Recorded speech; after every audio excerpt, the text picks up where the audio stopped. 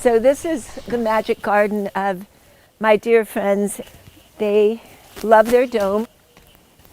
They use it for a music studio, jam session place, guest house, workspace. And we'll go inside this dome. This is a 20-foot dome.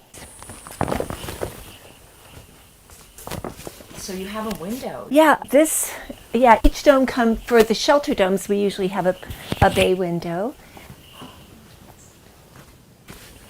This is a 20-foot dome, and you can actually fit a lot in here. I've seen a 20-foot dome with a little sleeping loft, and underneath would be a desk or office. And this dome they just use for a guest room and music. They play music in here a lot. So they've got a bed and some music gear. This is actually an unusual door. So normally you can put a normal pre-hung door here, or we have a different type of zipper door. They have a wood stove. In Oregon, we get some snow once in a while. So you're able to put a wood-burning stove into this material. Well, we have a flashing designed especially for exiting any kind of heat, and that's perfectly safe there. So you wouldn't melt the fabric with the heat there. Right, it doesn't even get hot. It's completely diffused by the flashing. So this little wood stove heats this up more than needed. It's pretty easy to heat. It's a small space. And the material's quite insulated?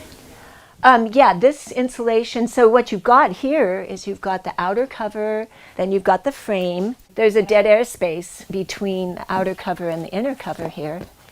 And then you've got this insulated liner. Right now they just have their screen window in, but you can put a double pane window in there. Even people have lived in a dome this size in the same area as here without the liner and lived all winter for years with a little tiny, well, they used a pellet stove, which is very efficient.